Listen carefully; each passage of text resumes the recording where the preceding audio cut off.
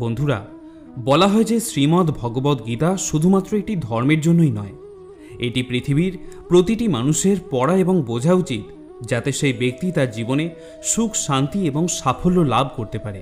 শ্রীমদ্ ভগবদ গীতায় মোট 18টি অধ্যায় রয়েছে এবং এই 18টি অধ্যায়ে মোট 700টি শ্লোক রয়েছে, যা সংস্কৃত ও শুদ্ধ বাংলা ভাষায় লেখা। তাই সবার পক্ষে পড়া ও বোঝা একটু কঠিন হয়ে পড়ে। তাই আজকের এই বিশেষ ভিডিওতে আমি আপনাদের শ্রীমদ্ ভগবদ গীতা থেকে 151টি শ্লোক সাধারণ বাংলা ভাষায় বলতে চলেছি, যে শ্লোকগুলি জীবনের প্রতিটি পদক্ষেপে প্রয়োজনীয়। এই শ্লোকগুলি জানলে আপনি শ্রীমদ্ ভগবদ গীতার প্রকৃত অর্থ বুঝতে পারবেন। কুরুক্ষেত্রের রণাঙ্গনে মহাভারত যুদ্ধে ঠিক প্রাক মুহূর্তে অর্জুনের মন বিষাদগ্রস্ত হয়ে পড়ল, আর তিনি যুদ্ধ করার সংকল্প পরিত্যাগ করলেন। এই সময় ভগবান শ্রীকৃষ্ণ ভগবদ গীতার অমৃত জ্ঞান অর্জুনকে প্রদান করলেন। শ্রীমদ্ ভগবদ গীতা এমন এক অতি আশ্চর্য পুস্তক, যা সমগ্র মনুষ্য জাতির সর্বশ্রেষ্ঠ মিত্র এবং পথপ্রদর্শক। ব্যবহারিক ও বাস্তব জীবনের প্রেক্ষাপটে যদি বলি, তাহলে এই গীতার জ্ঞান এতই মহত্বপূর্ণ, সুবিশাল এবং সরল যে এই জ্ঞান লাভ করলে অন্য কোনো বৈদিক জ্ঞানের প্রয়োজন পড়ে না। যদি আপনি এটা অনুভব করে ফেলতে পারেন যে বাস্তবে আমি হলাম শুধুমাত্র একটি আত্মা আর শরীর হলো একটি আবরণ মাত্র, তাহলে আপনি নিজেকে ভগবদ গীতার প্রত্যেকটি কথাকে বিশ্বাস করা থেকে আটকাতে পারবেন না। আমরা প্রত্যেকেই হলাম এক একটি আত্মার স্বরূপ, যা হলো পরমাত্মারই অংশ। এই সংসার হলো একটি কারাগৃহের মতো, যেখানে আমরা নিজেদের অপরাধের শাস্তি ভোগ করার জন্যই জন্মগ্রহণ করে থাকি। আমরা যে মনুষ্য জীবন লাভ করেছি, এটা আমাদের জন্য একটা সুযোগ বা পরীক্ষা, যাতে আমরা আমাদের অপরাধের প্রায়শ্চিত্ত করতে পারি। আর ভগবদ গীতা হলো সেই পুস্তক যাকে আধার করে আমরা জীবনরূপী পরীক্ষায় উত্তীর্ণ হতে পারি। তাহলে আসুন এবারে জেনে নেওয়া যাক শ্রীমদ্ ভগবদ গীতার অতীব মূল্যবান কিছু কথা। শ্রীকৃষ্ণ বলেছেন, যে ব্যক্তির মধ্যে জ্ঞানের অভাব থাকে এবং ঈশ্বরে বিশ্বাসেরও অভাব থাকে, সেই ব্যক্তি কখনো জীবনে সুখ এবং সাফল্য লাভ করতে পারে না। কে কি করছে, কিভাবে করছে, কেন করছে, এসব থেকে তুমি যত দূরে থাকবে ততই সুখে থাকবে। একজন বিবেকবান মানুষ যখন সম্পর্ক টিকিয়ে রাখা বন্ধ করে দেয়, তখন জানবে তার আত্মসম্মানে নিশ্চয়ই কোথাও আঘাত লেগেছে। মোহ বা টান তার উপরই অনুভব করো যার ওপর তোমার অধিকার আছে। যার ওপর তোমার অধিকার নেই, তার ওপর মোহ বা টান অনুভব করাই উচিত নয়। যারা অন্যের কষ্ট বোঝে, যাদের মমতা আছে এবং যারা হৃদয় থেকে শুদ্ধ, তাদের আর জন্ম নিতে হয় না। তোমার কর্মই তোমার আসল পরিচয়, না হলে এক নামের তো হাজারো মানুষ থাকতে পারে। যা হবার থাকে তা হয়েই থাকে, আর যা হবার নয় তা কখনোই হয় না। এই দৃঢ়তা যাদের মনে থাকে, তারা কখনো দুশ্চিন্তা করেন না। কর্ম এমন একটি ফসল যা একজন ব্যক্তিকে যে কোনো পরিস্থিতিতে কাটতেই হয়। তাই সর্বদা ভালো বীজ বপন করুন, যাতে ফসলটাও ভালোই হয়। সদা সন্দেহকারী ব্যক্তির জন্য প্রসন্নতা পাওয়া না তো এ জীবনে সম্ভব, আর না তো অন্য কোনো জীবনে। বস্তুর সম্পর্কে চিন্তা করে মানুষ তাদের প্রতি আসক্ত হয়ে পড়ে। এই কারণে তাদের মধ্যে কামনা বাসনা তৈরি হয়, এবং কামনা বাসনা বিঘ্নিত হলে ক্রোধের জন্ম হয়। ভালোবাসা সর্বদা ক্ষমা চাইতে পছন্দ করে এবং অহংকার সর্বদা ক্ষমা চাওয়াতে পছন্দ করে।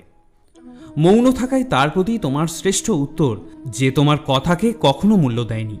হে অর্জুন, যাদের ভক্তিতে বিশ্বাস নেই, তারা আমাকে লাভ করতে না পেরে এই জন্মমৃত্যুর পথে, এই ভৌতিক জগতে বারবার আসতেই থাকে। ভগবান শ্রীকৃষ্ণ গীতায় আরও বলেছেন যে, হে অর্জুন, যারা আমার পরম ভক্ত, যারা সর্বদা আমাকে স্মরণ করে এবং একক চিত্তে আমার উপাসনা করে, আমি স্বয়ং তাদের প্রত্যেকের কল্যাণের দায়িত্ব নিজে গ্রহণ করে থাকি। যতটা সম্ভব চুপ করে থাকাই ভালো, কারণ কথাই মানুষকে বেশি করে অপরাধ করতে বাধ্য করায়। ভালো কাজ করার পরেও মানুষ শুধু তোমার খারাপ কাজগুলোকেই দেখবে।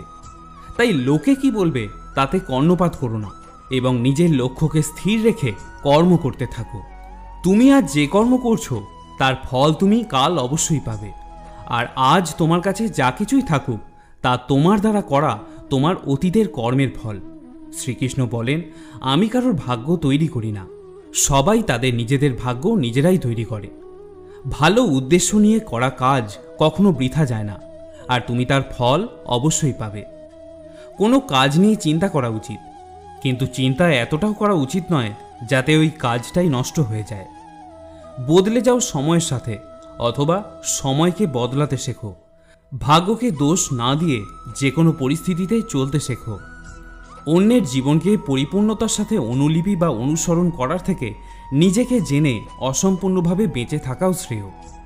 সংসারে কোনো মানুষই সর্বগুণসম্পন্ন নিখুঁত নয়, তাই কিছু দোষ ত্রুটিকে উপেক্ষা করে তাদের প্রতি সম্পর্ক বজায় রাখার চেষ্টা করো। সঠিক কর্ম সেটা নয় যার ফলাফল সর্বদা সঠিক হয়।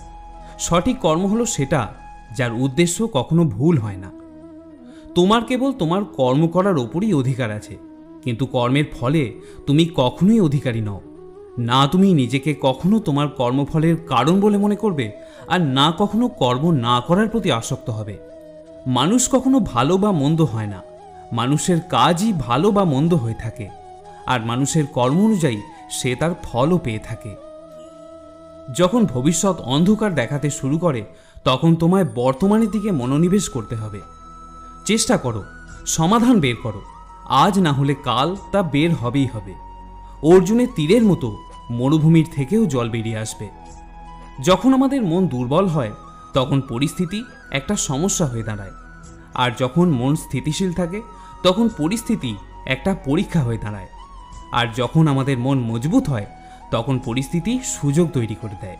জীবনের সবথেকে বড় ভুল হলো সেটা যেটা থেকে আমরা কিছু শিখতে পারি না। হে ভারতবংশী, দেহের মধ্যে থাকা জীবিতকে কখনো হত্যা করা যায় না, তাই কোনো জীবের জন্য তোমার দুঃখ করার প্রয়োজন নেই। মানুষের মানবতা ঠিক সেই সময় নষ্ট হয়ে যায় যখন সে অন্যের দুঃখে আনন্দ পেতে শুরু করে। সময় শেখায় জীবন কারোর জন্য অপেক্ষা করে না, আর না কারোর জন্য থামতে পারে। জীবনও তার সাথেই খেলে যে খেলোয়াড় শ্রেষ্ঠ প্রকৃতি হয়। কষ্ট সবার একই রকম হয়ে থাকে, কিন্তু আত্মবিশ্বাস প্রত্যেকের ভিন্ন ভিন্ন হয়। কেউ হতাশ হয়ে ছিন্ন ভিন্ন হয়ে যায়, আবার কেউ সংগ্রাম করে জ্বলে ওঠে। মানুষকে তার কর্মের সম্ভাব্য ফলাফলের দ্বারা প্রাপ্ত জয় পরাজয়, লাভ ক্ষতি, সুখ দুঃখ ইত্যাদির সম্ভাব্য পরিণতির কথা ভেবে কখনো চিন্তাগ্রস্ত হওয়া উচিত নয়।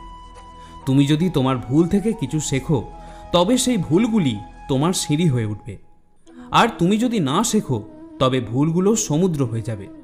সিদ্ধান্ত সম্পূর্ণ তোমার, তুমি ওপরে উঠবে নাকি নিচে ডুববে। মানুষের উচিত ফলাফলের চিন্তা না করে লোভ লালসা ত্যাগ করে নিঃস্বার্থ ন্যায়পরায়ণ হয়ে তার কর্তব্য পালন করা। যেমনভাবে আলোর জ্যোতি অন্ধকারে চকমক করে, ঠিক তেমনি সত্য সর্বদা ঝকমক করে। তাই মনুষ্যকে সর্বদা সত্যের পথেই থাকা উচিত।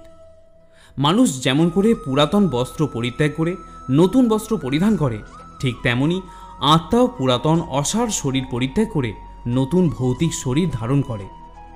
সমস্যাগুলো ততটাও শক্তিশালী নয় যতটা আমরা মনে করি।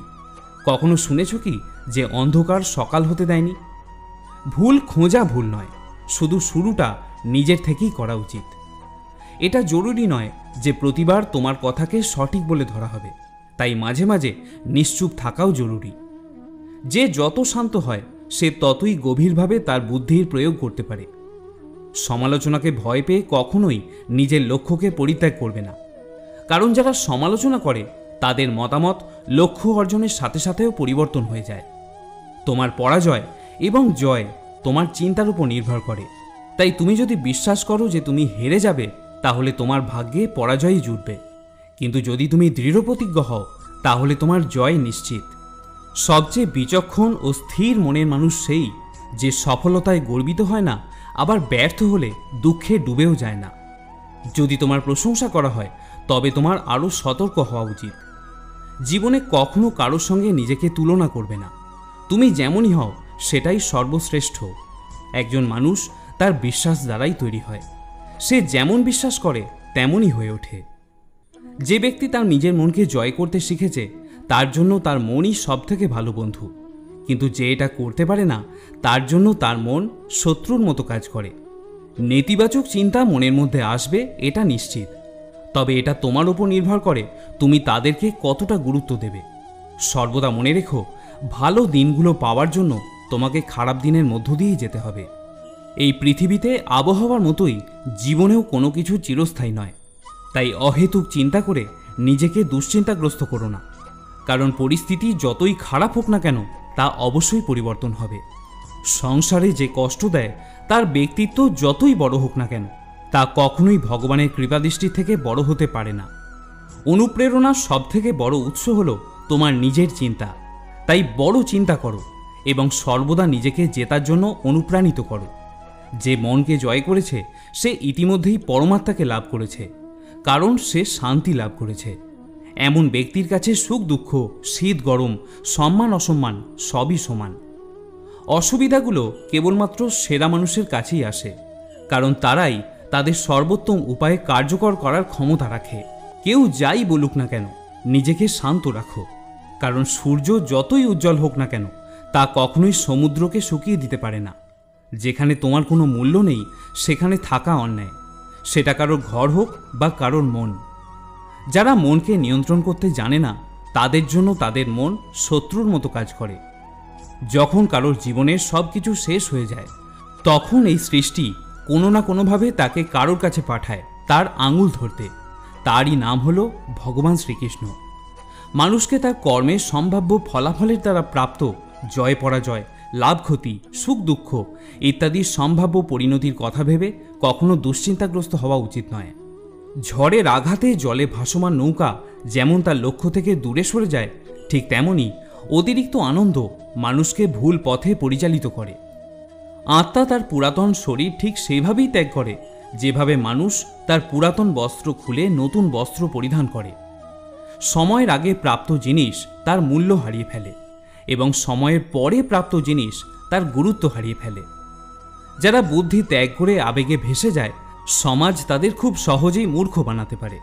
প্রতিপক্ষের সামনে যে জেতে শুধু সেই বিজয়ী হয় না, যে জানে কোন সম্পর্কের সামনে কখন হারতে হবে সেও বিজয়ী হয়ে থাকে। হে অর্জুন, একজন ব্যক্তি যা ইচ্ছা তাই হতে পারে যদি সে অবিরত বিশ্বাসের সাথে কাঙ্ক্ষিত জিনিসের উপর ধ্যান করে। নিজেকে কখনো দুর্বল মনে করো না। পড়ে গেলে ওঠার চেষ্টা করো, লড়াই করো, পূর্ণ নিষ্ঠার সঙ্গে নিজের দায়িত্ব পালন করো। বাকি সব আমার উপরে ছেড়ে দাও। তোমার কষ্টের জন্য পৃথিবীকে দোষারোপ করো না। তোমার মনকে বোঝাও।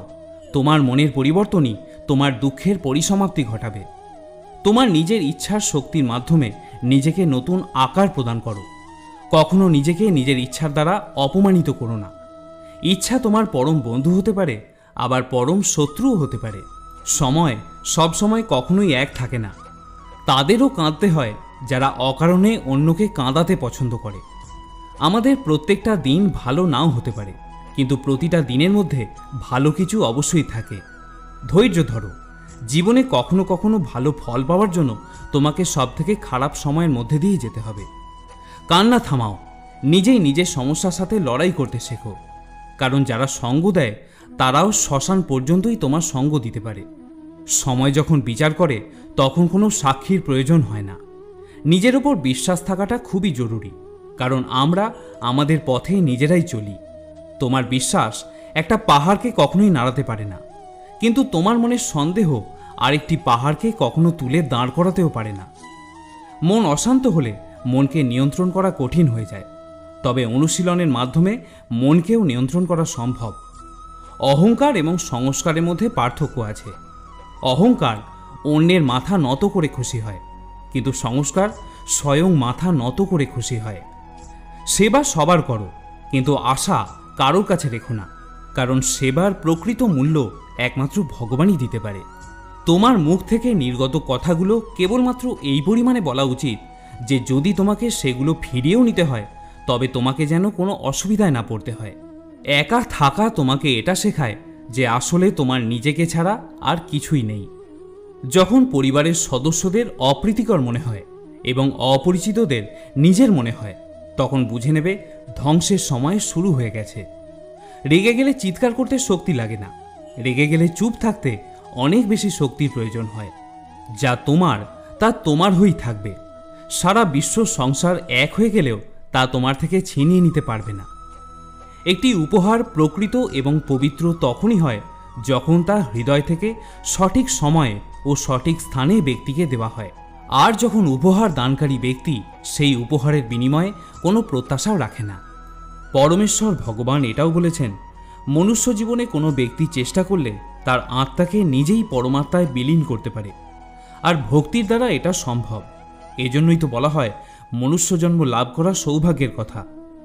84 লক্ষ যোনিতে জন্ম হওয়ার পর মনুষ্য জন্ম প্রাপ্তি হয়, আর এই জন্মতে প্রত্যেক ব্যক্তিকে ভিন্ন ভিন্ন পরীক্ষায় উত্তীর্ণ হতে হয়।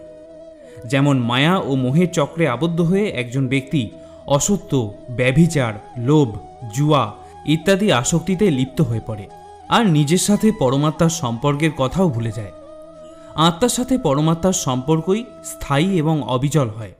জাগতিক অন্য সব সম্পর্কই, যেমন মাতা পিতা, স্বামী স্ত্রী, সন্তান, বন্ধু, শত্রু, সব কিছুই অনিত্য এবং অস্থায়ী হয়।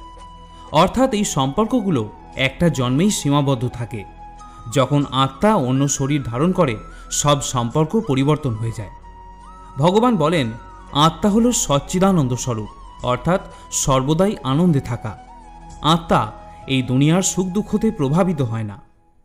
শ্রীমদ্ ভগবদ গীতায় বলা হয়েছে, মনুষ্য জীবনের 4 স্তম্ভ হল ধর্ম, অর্থ, মোক্ষ এবং কাম। এই 4টি বিষয়ের জ্ঞান যে ব্যক্তির হয়ে যায় তার এই সংসার থেকে মুক্তি লাভ হওয়াও সুনিশ্চিত হয়ে যায়। ধর্মের অর্থ ভগবান বিস্তারিতভাবে ভগবদ গীতায় বলেছেন। হিন্দু, মুসলিম, শিখ, ঈসাই এগুলো কোনোটাই আদি ধর্ম নয়। কর্ম করতে করতে ব্যক্তিকে কিভাবে জীবনে চলতে হবে, জীবনকে সঠিকভাবে কিভাবে ব্যবহার করতে হবে, শাস্ত্রে উল্লেখিত নিয়ম পালন করার সাথে সাথে জীবন কাটানোই হলো আসল ধর্ম। অর্থ বলতে ভগবান ধনসম্পত্তির কথা বলেননি। তিনি বলেছেন এই সংসারে আত্মা এবং তার অস্তিত্বকে বোঝার অর্থের কথা। এই সংসারে থেকে সকল সম্পর্ককে মূল্য দিয়ে তাদের প্রতি সঠিক কর্তব্য পালন করে সাংসারিক জীবনের সকল প্রকারের সুখ ভোগ করে জীবনরূপী পরীক্ষায় উত্তীর্ণ হয়ে নিজেকে পরমাত্মার সাথে বিলীন করে দেওয়াই হলো আসল কর্ম। তৃতীয় স্তম্ভ হল কাম। ভগবান শ্রীকৃষ্ণ বলছেন, প্রত্যেকটি মানুষ কাম, ক্রোধ, লোভ, অহংকার, মোহ এবং ঈর্ষার দ্বারা পীড়িত।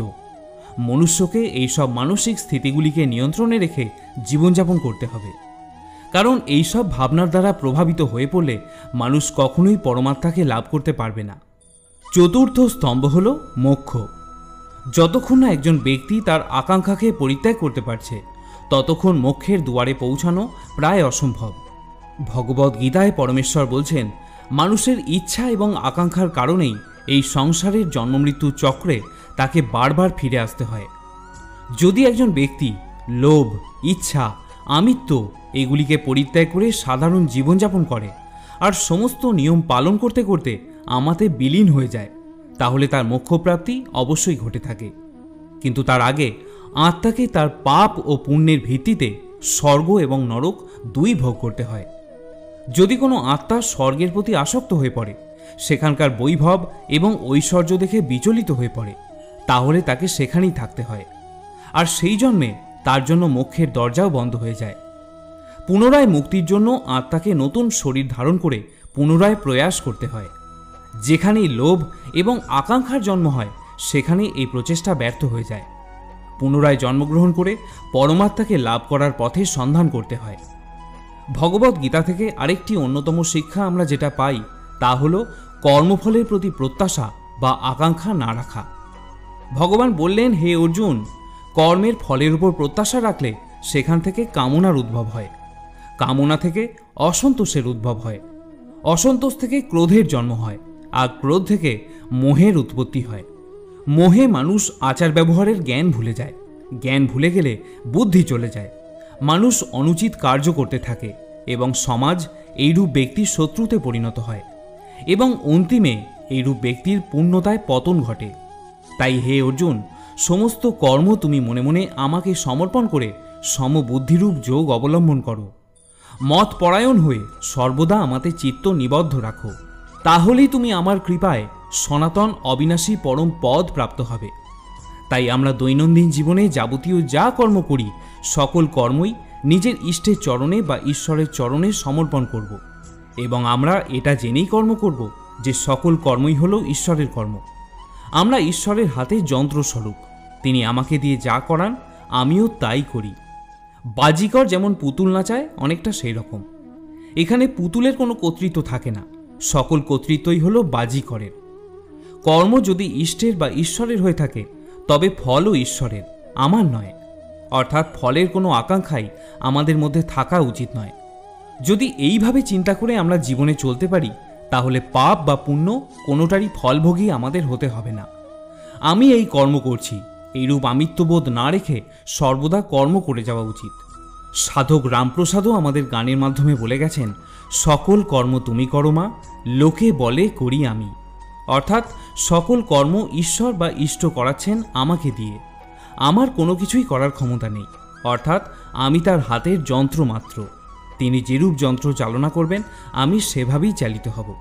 তাহলে আসুন বন্ধুরা, ভগবদ গীতা জীবনের যেসব রহস্যকে বর্ণনা করে সেগুলিকে যথাযথভাবে বুঝে জীবন সার্থক করি।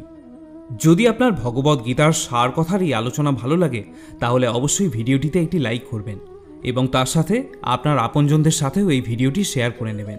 আজকের মতো ভিডিওটি এখানেই শেষ করছি। সকলে ভালো থাকুন, সুস্থ থাকুন। জয় শ্রীকৃষ্ণ।